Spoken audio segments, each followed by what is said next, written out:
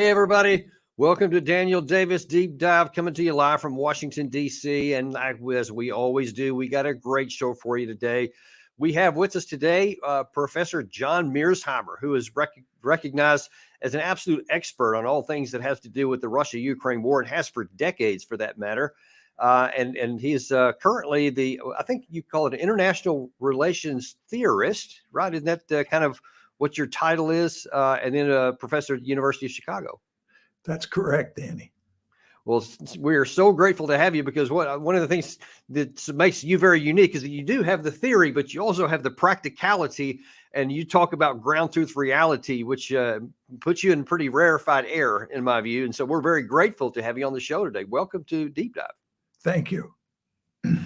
So let's just jump right into it. So as we always do, we always set the stage for the discussion that's going to follow, but we're actually going to back up a little bit, even more so to this show, because I guess the last week or so, I was doing some research for a show that we're going to do at the end of the year, kind of a wrap up of this all nearly 2 years of the war.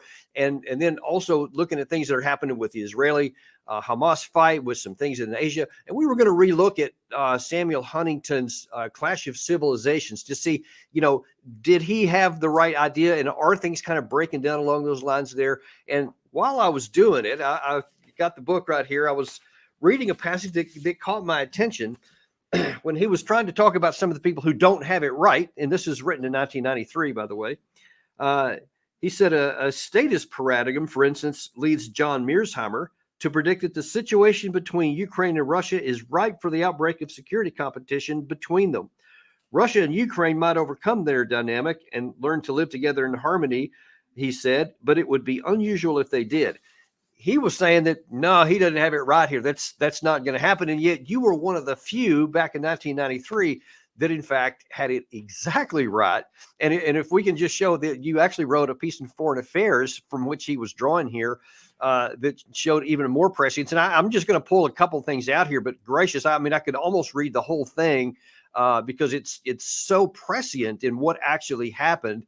Gary, if you could pull that one. You wrote, great powers that share a long and unprotected common border like that between Russia and Ukraine often lapse into competition driven by security fears.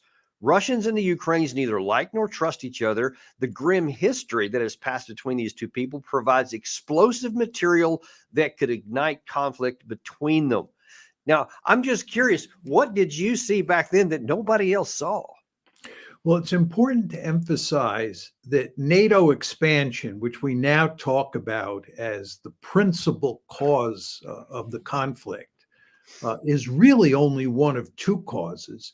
The other cause was what was happening in the Donbass, the fight between the Ukrainian government and the Russian speakers and ethnic Russians in the Donbass who were deeply dissatisfied with what was going on inside of Kyiv. So you effectively had a civil war inside eastern Ukraine. Wait. You're saying that was back in the 90s? No, I'm saying that's today. Oh, today. Yeah. That's today. In other words, what I'm saying, it's important to understand that there are two dimensions that underpin the war today. One, and most importantly, is NATO expansion.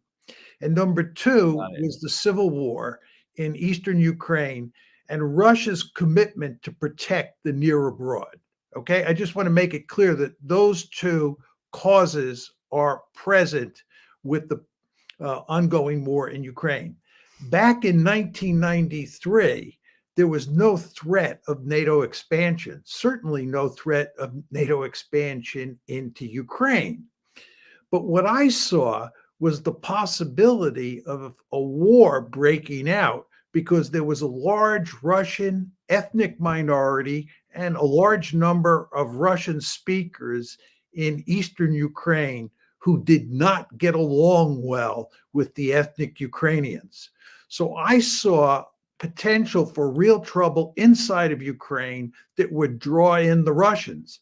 And you want to remember, Danny, back in the early 1990s, when I wrote this, there was significant ethnic conflict in the Balkans. And for people who focused on the Balkans, and I focused on the Balkans at that point in time, it was, I think, easy to surmise conflict inside of Ukraine between the ethnic Ukrainians and those who were sympathetic to Russia. And again, that drawing the Russians in. So I figured the best way for Ukraine to survive, given the population differential between the two countries, and given that Russia was a richer country, it made good sense for Ukraine to keep the nuclear weapons that it inherited when the Soviet Union fell apart in December 1991. Yeah, that was a really controversial position back then, as I recall, because a lot of people were saying, no, let's don't have all these nukes floating around in all these former Soviet countries, or even two. Let's just consolidate them all into Moscow, so that I think the idea was that so we can control them better. I mean, what do you think was behind that? Why did people want to move the nukes into Moscow and take them out of Ukraine? Well, the Russians obviously did not want Ukraine to have nuclear weapons. The Ukrainians, for the most part, wanted to keep their nuclear weapons, but they were not terribly motivated to do so at the time. And in the West was really the main driving force here, in my opinion. There was a widespread feeling that we had reached the end of history, and that, wars between countries like Russia and Ukraine just weren't going to happen in the future. That was all behind us. And it's very interesting to note that back then, a number of people who opposed my position argued that Ukrainians and Russians are basically blood brothers and blood sisters. This is the argument that Putin laid out in his famous July 12th, 2021 written essay. People were making that argument back in the early 1990s. And when I said, look, there is real potential for conflict in Ukraine, similar to what you see in the Balkans, people said, no, Russians and Ukrainians can live together. Again, they're blood brothers and blood sisters. I didn't believe that. And sadly, I think I proved correct. Now, as I recall, that the driver for this effort wasn't even so much the Russians as it was President Clinton.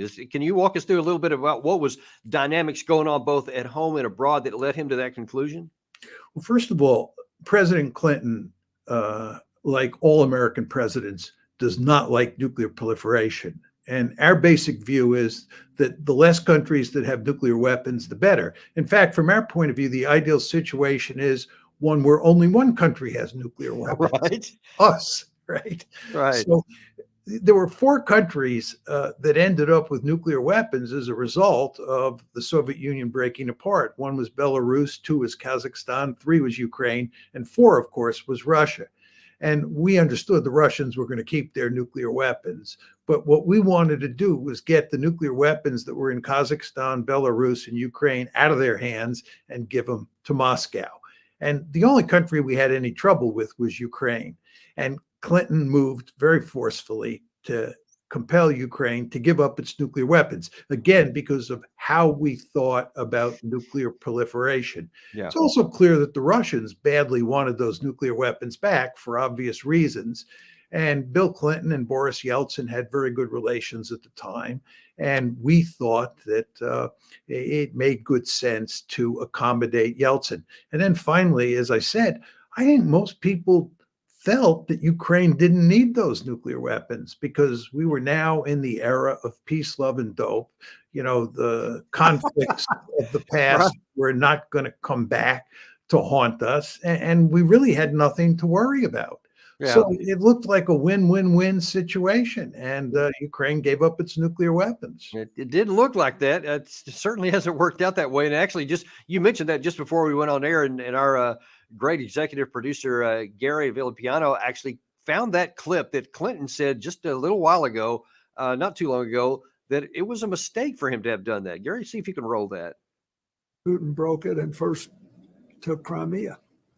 And I feel terrible about it because Ukraine is a very important country, and I feel a personal stake because I got them to agree to give up their nuclear weapons, and none of them believe that Russia would have pulled this stunt if Ukraine still had their weapons.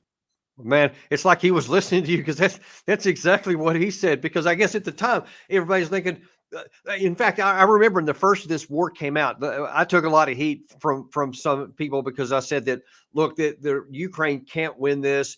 Russia is not looking to go further, beyond Ukraine. And a lot of people said, no. Putin wants to go all the way to the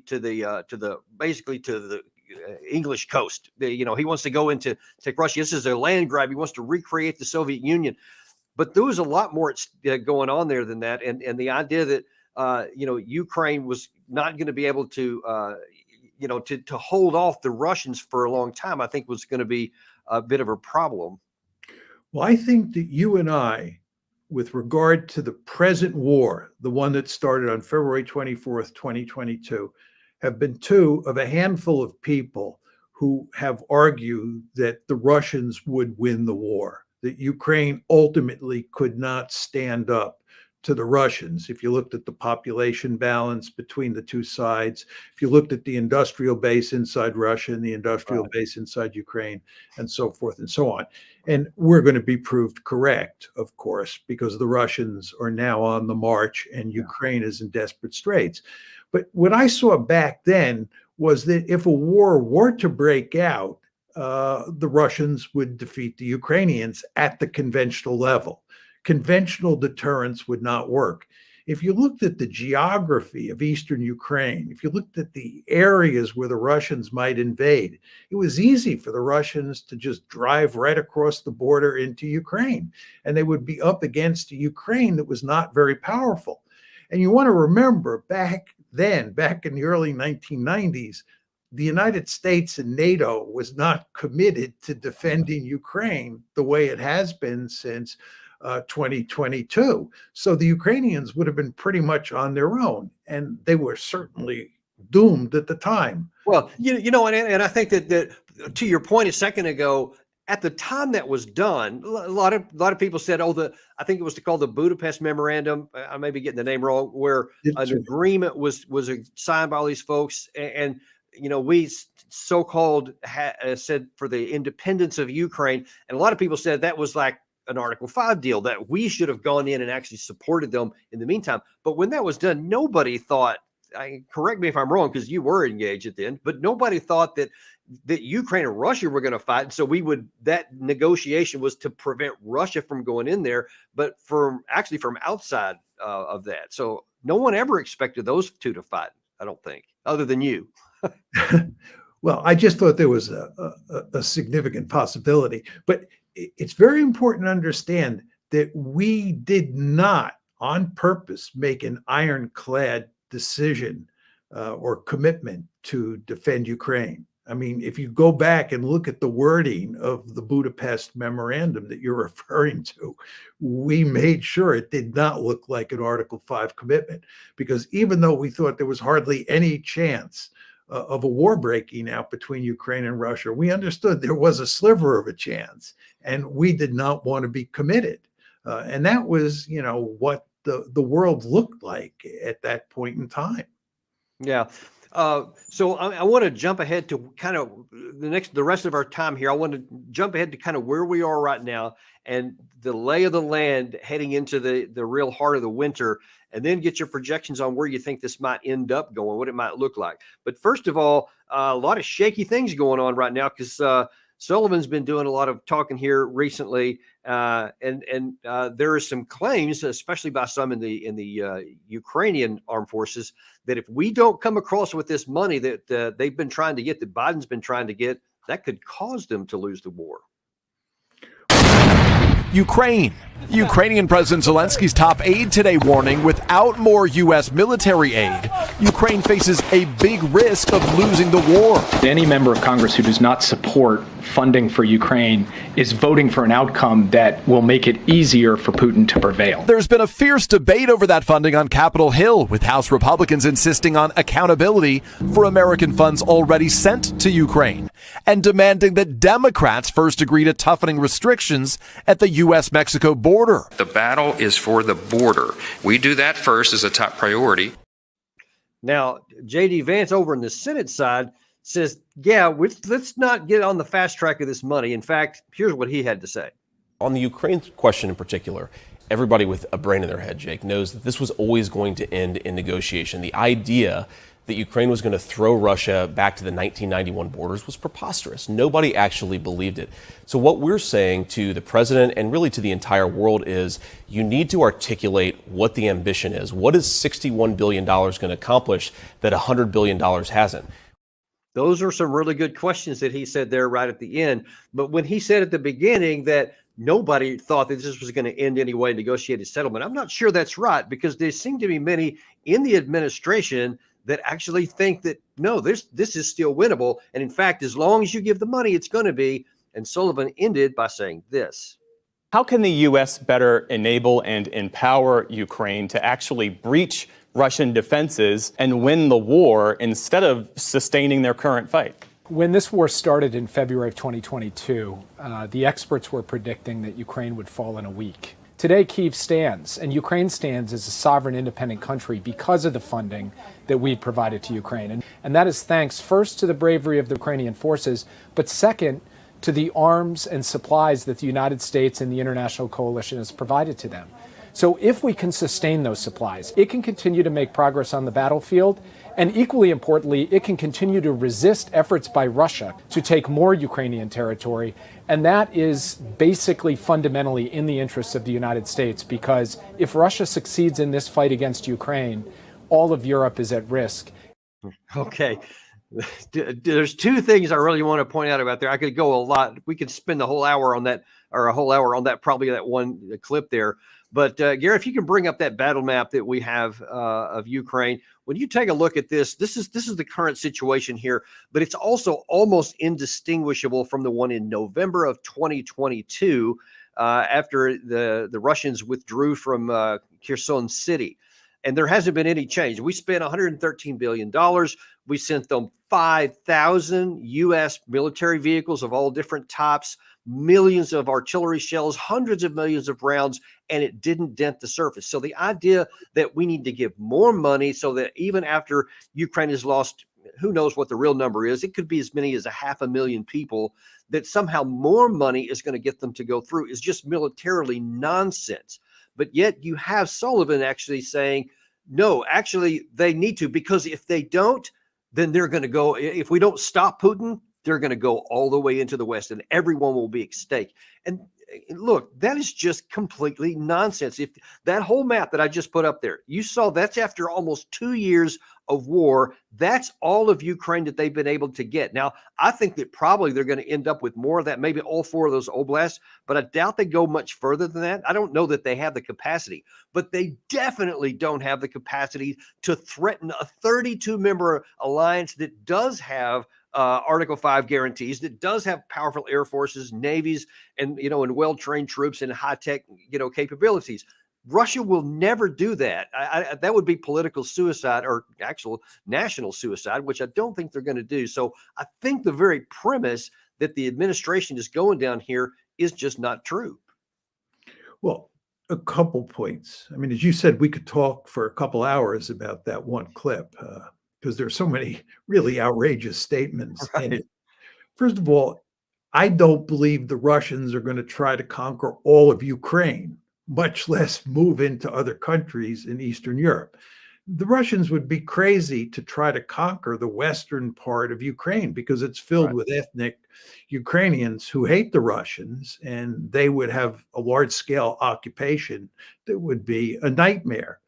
Furthermore, I think what's going on here is that Sullivan is engaging in scare tactics because he thinks it is the only way he's going to get the money from Congress. This is good old-fashioned threat inflation, which American administrations are brilliant at. Really good at, right? So that's what's going on here. Another very important point here is that you don't want to focus too much on how much territory the Russians have conquered versus how much territory the Ukrainians have conquered. This is a war of attrition. And in a war of attrition, what matters the most is the casualty exchange ratio. And in this case, the casualty exchange ratio decisively favors the Russians. The Russians have killed many more Ukrainians than Ukrainians have killed Russians. And because the Russian population is about 5 times as big as the Ukrainian population, Right. this is a huge problem. Furthermore, and this point cannot be emphasized enough, giving the Ukrainians money matters, but it's not money that they need. What they need is equipment. They especially need artillery and tanks and fighting vehicles of one sort or another. And we don't have the No. equipment to Right. give them. So we can give them dollar bills. We can give them lots of dollar bills, but you can't fight the Russians with dollar bills. What you need are artillery pieces. And well-trained crew to fight them that's trained at every level. And you can't make those. You can't even buy those with dollar bills or anything else. That's one of the big problems. Right. I mean, you and I both served in the American military. We know that it takes well over a year to Yes. train troops. And then you have to expose them to combat and get them battle tested and so forth and so on before they're really first-rate troops. And one of the reasons that the June 4th counteroffensive failed so abysmally was because the troops were not trained nearly well enough to Right. launch some sort of classic blitzkrieg that cut through all those Russian defenses and ended up on the Sea of Azov. This was, a pipe dream. It just Yeah. wasn't going to happen. They didn't have the trained troops, and you need highly trained troops. You need the Wehrmacht in 1940 if you're going to Right. through those Russian Equipped forces. and trained. Right. And Yes. there's plenty of sizable. Now, Yes. so let me ask you this. Given what's going on in both the House and the Senate, I mean, it's unclear right now if we're even going to avoid having a government shutdown in January and February, much less finding, this consensus to be able to provide any money even for Ukraine. But let's just say for the sake of argument that they come up with something, even if it's a small package that they end up passing here. What is going to happen especially in the winter with Russia right now is kind of on a sustained, just methodical offensive across the whole front there. And right now, Ukraine is defending everywhere, and they're being pushed back, not big areas, but a little bit in every area. But there is no path. There's no even possibility that suddenly the Ukraine is going to turn things around after all the people they lost in this offensive over the summer. So what does that tell you about the prospects for 2024? Where do you see this going? Well, it goes from bad to worse in 2024. There's no question about that.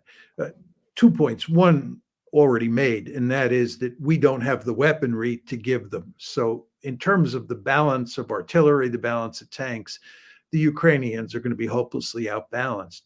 But the other problem is that the Russians have mobilized huge numbers of troops. They mobilized 300,000 troops late last September. This is September 2022. And over the course of 2023, they have mobilized about 420,000 troops, and they will be mobilizing more troops in 2024.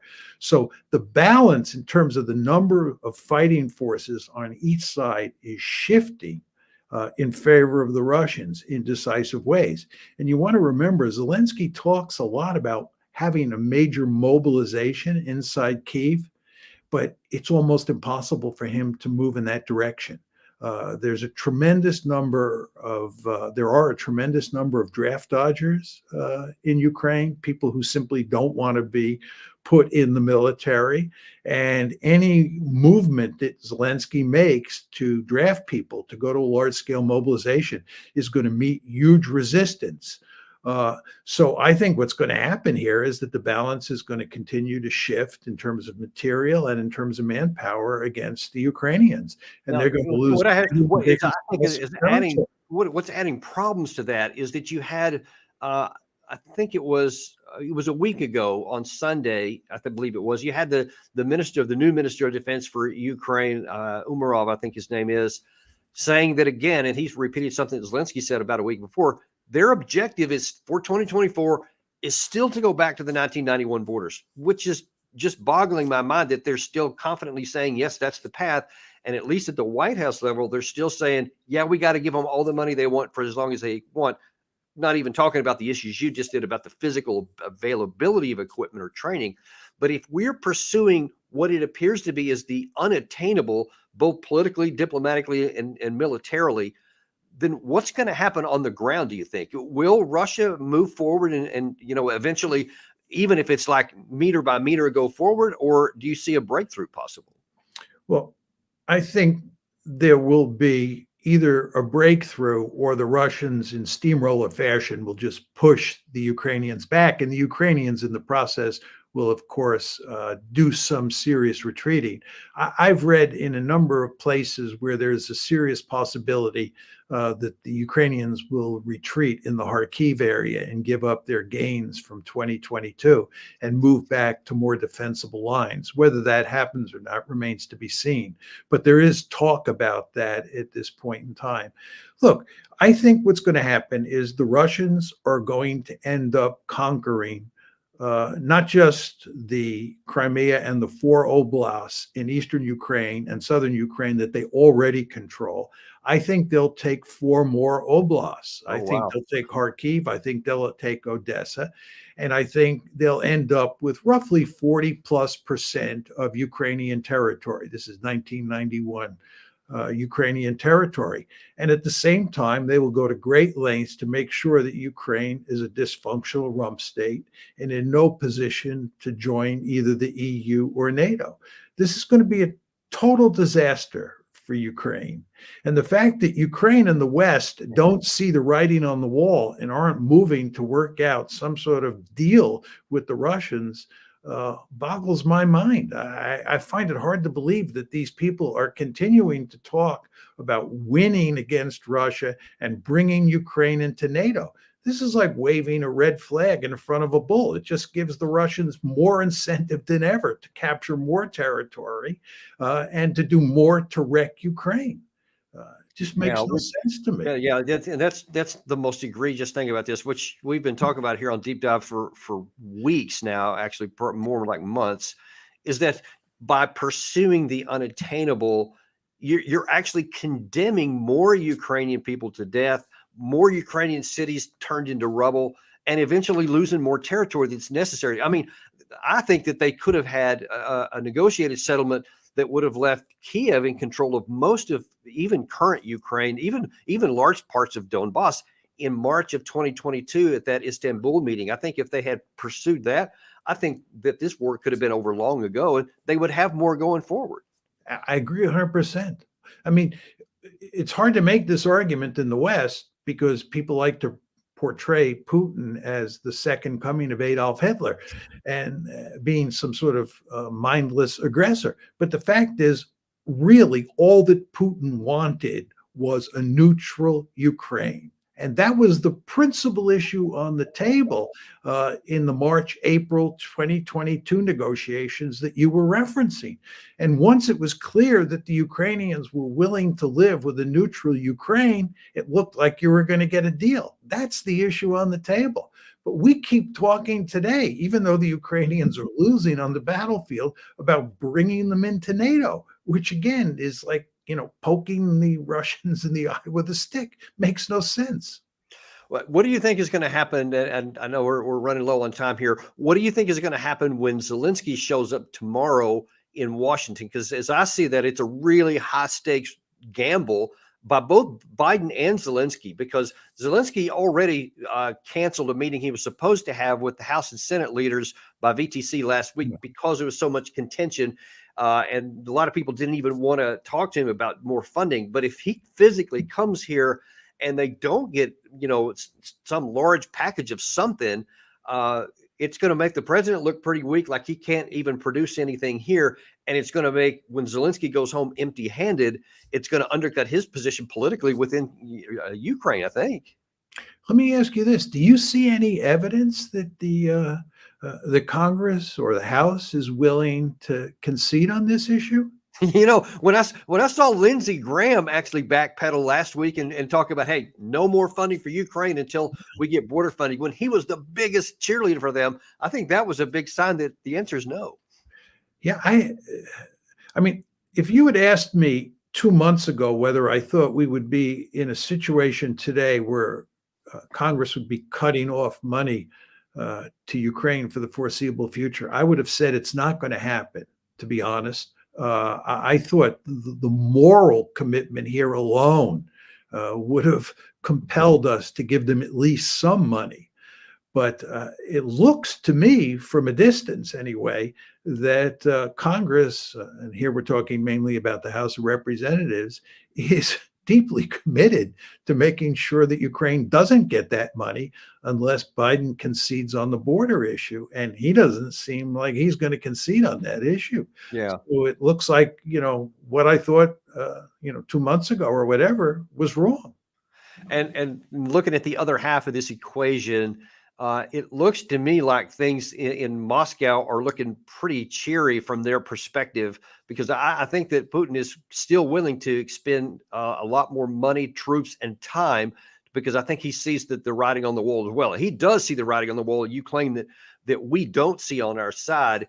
And I believe it was earlier today that I saw Maria Zakharova, the spokeswoman for the foreign ministry in Russia, when asked, are they willing to have a negotiation? And she basically said, hey, until we get all of the 4 oblasts we're talking about, we're not even interested in talking about any negotiated settlement, because I don't think they have to compromise with anything, because I think that they're in a position of negotiated superiority. How do you see Putin's position right now, and what do you see things from his perspective in 2024? Well, I think you can tell from his body language that things are going very well for him. He has a real bounce in his step. He looks a lot different today than he did in March or June of 2022. Yeah, that is so true. Yeah, so I think he's in the catbird seat at this point in time. The problem moving forward for him is that he's got to be careful if he tries to work out a deal with the West and with Ukraine, that he doesn't come up with an arrangement that the West and Ukraine can welch on down the road and leave him in a bad position. In other words, he understands full well that he can't trust the West and he can't trust Ukraine. So that gives him a very powerful incentive to grab as much territory as possible, and furthermore, to weaken Ukraine as much as possible. So I think that, so that's why you say you think he's going to get 4 additional provinces before, talking about a negotiated settlement. Yeah, I think that's what will happen. And at the same time, as I emphasized, I think that he'll try to keep Ukraine as a dysfunctional rump state. He will interfere in the politics of Ukraine, cause all sorts of trouble, and he will do everything he can to weaken the economy. And that won't be difficult to do, because if he takes Odessa, he'll control the entire Black Sea coastline. Right. He's already taken a lot of prime real estate and a lot of the industrial base of Ukraine. And how long do you from what to what? How long do you think it might take for him to realize that, given current conditions? It's very hard to say. Yeah. I would guess by the end of 2024, but it's just a guess. Danny, one of the questions I ask myself all the time is whether or not the Ukrainian military might shatter at some point in time, much the way the French army mutinied in the spring of 1917.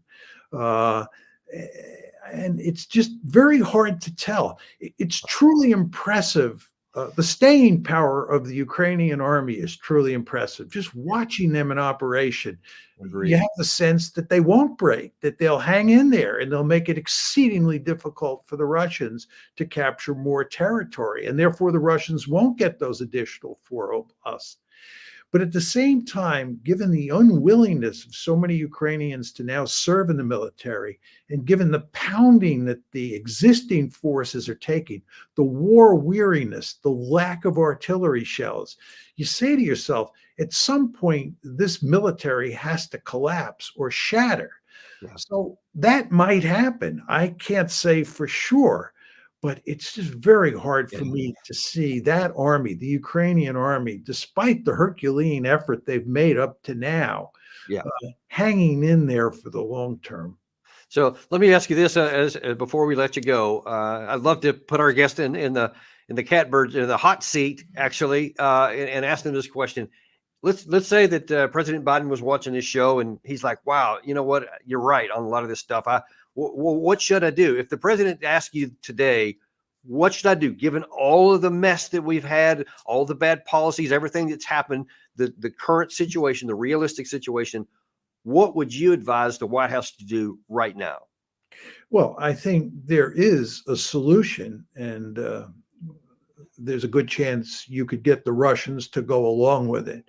The first and the key ingredient would be for Biden to agree that NATO will break off all relations with Ukraine, that the United States is committed to a neutral Ukraine, no security relationship between the West and especially the United States and Ukraine. That's number one. And then number two, you have to accept the fact that the Russians are going to take Crimea, and they're going to take almost all of those 4 oblasts, maybe all of the 4 oblasts that they have now formally annexed. And you just have to live with the fact that roughly 23% of Ukraine is gone. I think if you were to do that, and especially if you could convince the Russians that the West will not come back and start the fight again, then you stand a reasonable chance of getting a real peace agreement, not just a frozen conflict. But the problem is, if I told Biden that, he'd tell me to go jump in the lake. He would say that's just impossible. We got to fight the Russians. We got to beat the Russians. The Ukrainians can do it, and we're just going to hang in there. Yeah, well, I mean that is what they're saying right now. But what that's going to end up doing, the most likely course, is that it's going to turn in not 23%, but 40% of Ukraine gone, and then no one gets a choice. Then Biden doesn't get to make any decisions. Zelensky doesn't get to make any decisions. It's basically surrender on these terms, and Russia's going to end there, because Russia, as you said, doesn't want to conquer all of Ukraine, because then that would be, number one, taking on a cancerous sore in the western part that they don't want to have to occupy indefinitely. But it also then would put them right on the edge of NATO. They want to leave this weakened rump in between the two and let them handle their own affairs, so they don't have to get involved with that morass, but then they keep their security. So I think that either Biden shows the leadership and does the hard thing that you just talked about, or I think we condemn Ukraine to a loss of potentially 40% of their country. Danny, just to pursue this a bit more, during the Cold War, as we both know, the Soviet Union occupied a huge chunk of Europe. Poland, Czechoslovakia, Hungary, the Baltic states, so forth and so on. And it was an exceedingly difficult task to occupy those countries. They had to put down a major insurrection in Germany, East Germany, in 1953. They went into Hungary in 1956. They went into Czechoslovakia in 1968. They almost went into Poland 3 separate times. And then they had to deal with the Albanians and the Romanians, who were really a giant pain in the rear end for the Russians or for the Soviets. So they've been there, done that, and they're not interested in doing that again. Yeah.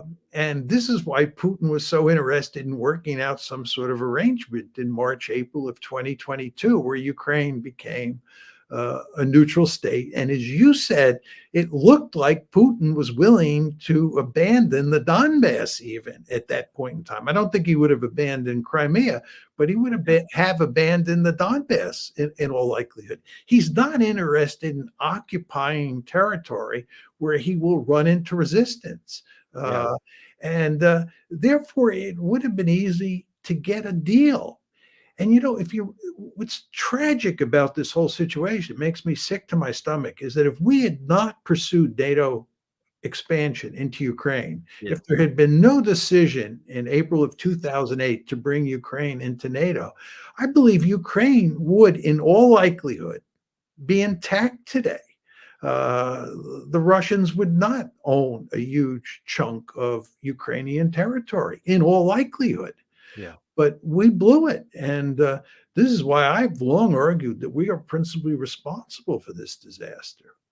Yeah. And on top of that, I think that especially if the latter possibility of losing 40% comes to pass, there'll be a day when people would long to get the deal that they could have had in March, April of 2022, but it'll be too late then because it'll be too late today because we just don't have the capacity, the leadership capacity to do the hard, right thing. I think that's the bottom line here. Yeah. Well, we'll go ahead and leave it there for now. And Professor, thank you so much for coming on our show today. It's been very enlightening. We really appreciate it. And I really hope that President Biden does tune in because he could sure benefit from your advice. Thank you for coming on. My pleasure, Danny. Thank you for having me. And that's all we have for you today. We have remained unintimidated and uncompromising, giving you the information you need to make sense of your world and giving you advice or information like this to help you see that there is a solution to these things. Some of these problems aren't intractable. We just need leadership to do them. Thank you very much. Be sure to like and subscribe and share with all your friends so that they can benefit from this too. And we'll see you next time on Daniel Davis Deep Dive.